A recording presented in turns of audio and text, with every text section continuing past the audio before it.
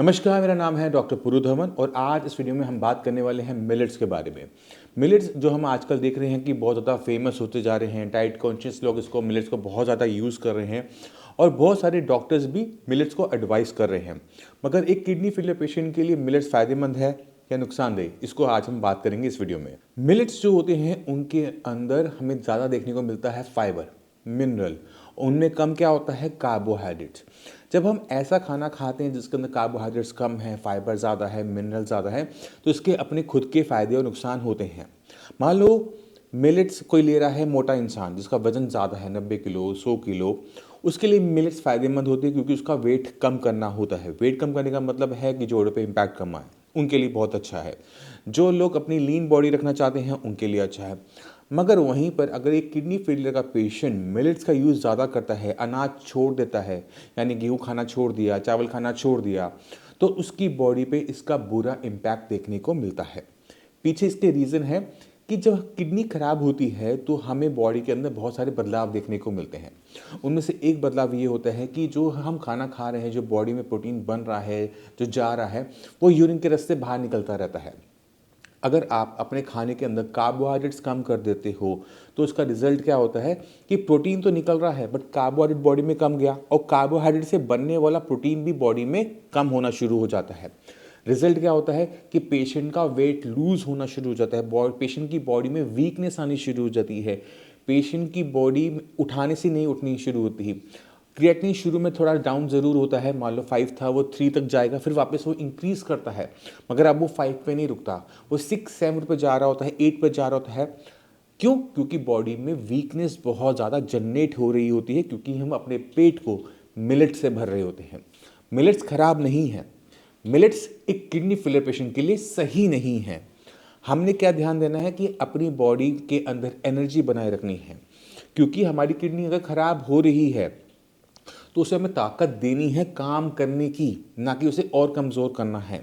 तो आप अपने शरीर को देखकर आइडिया लगा सकते हो कि आपकी किडनी कमज़ोर हो रही है या फिर वो स्ट्रांग हो रही है। अगर आपकी बॉडी वीक हो रही है, आपसे उठा नहीं जा रहा, बॉडी में वीकनेस महसूस हो रही है, तो किडनी अकेले में खुद में ताकतवर नहीं हो सकती, क्योंकि किडनी जो है वो शरीर के अंदर लगी हुई है। जो ताकत शरीर को मिल रही है वही ताकत किडनी को भी मिल रही है। तो अगर हमें किडनी को ताकत देना है तो शरीर को ताकत देना है, तो जो वीकनेस है वो शरीर में नहीं आनी चाहिए। अगर वीकनेस मिलेट्स को खाकर आ रही है तो हमें मिलेट्स को बंद करना पड़ता है, क्योंकि अगर वीकनेस बढ़ती चली जाएगी तो पेशेंट के जो फ्यूचर पे इम्पैक्ट पड़ना शुरू होता है। मैं आपको समझाने की कोशिश करता हूँ। एक पेशेंट की किडनी खराब हो रही है, अगर वो पूरी खराब होगी तो क्या होगा, डायलिसिस या फिर ट्रांसप्लांट। अगर आपकी बॉडी बहुत ज़्यादा वीक है, उसमें दम ही नहीं है, तो क्या होगा कि ना डायलिसिस ढंग से हो पाएगा ना ट्रांसप्लांट हो पाएगा। तो हमने क्या करना होता है, हमने अपनी बॉडी को बहुत स्ट्रॉन्ग रखना होता है। हो सकता है कि किडनी पूरी ख़राब हो जाए बट बॉडी हमारी स्ट्रॉन्ग रहनी चाहिए, क्योंकि इससे हमारे जो ऑप्शंस हैं वो खुले रहते हैं। मैक्सिमम किडनी फेलियर पेशेंट गलती क्या करते हैं कि खाने पीने को बहुत टाइट कर देंगे, घिया, तोरी, टिंडा या उबली हुई सब्जियां खा रहे होते हैं और सोच रहे होते हैं कि उनकी किडनी ठीक हो जाएगी। मगर घिया, तोरी, टिंडा, मिलेट्स वाली डाइट खाते खाते उनकी जो बॉडी है वो और वीक होनी शुरू होती है, और जैसे ही बॉडी वीक हुई किडनी अपने आप वीक होनी शुरू हो गई, क्योंकि कारण मैं आपको बता चुका हूँ। जो खाना आप अपने शरीर के लिए खा रहे हो वही खाना आपकी किडनी को मिलने वाला है। अलग से किडनी के पास खाने की सप्लाई नहीं होती। तो अगर आपकी बॉडी स्ट्रांग है तो किडनी भी स्ट्रांग है। तो हमने क्या करना है, अपनी बॉडी के वेट को संभाल के रखना है, उसे गिरने नहीं देना। हमने शरीर के अंदर ताकत डालनी है कि शरीर में मजबूती आए, जिससे हमारी किडनी को मजबूती मिले, किडनी अच्छा काम करे, किडनी को बाहर निकाले, जीएफआर बढ़े, किडनी डाउन हो। ये तभी होगा जब आप प्रॉपर तरीके से खाना खाओगे।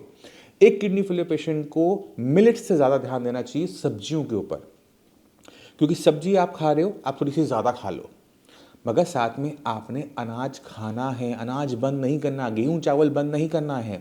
चावल उन्हीं लोगों को बंद करना पड़ता है जो डायबिटिक हैं। अगर आप डायबिटिक नहीं हैं तो आपने चपाती है, साथ में आप गाजर, मटर, गोभी, पत्ता गोभी, शलगम, फलियाँ, जितनी भी बीन्स हैं, सारी की सारी वेजिटेबल्स खा सकते हो।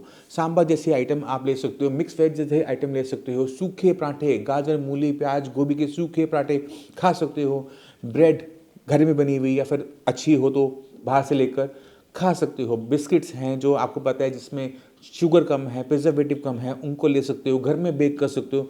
तो एंडलेस ऑप्शन होते हैं एक किडनी फेलियर पेशेंट के लिए खाना खाने के लिए। आपको बस पता होना चाहिए कि आपके शरीर के लिए क्या अच्छा है।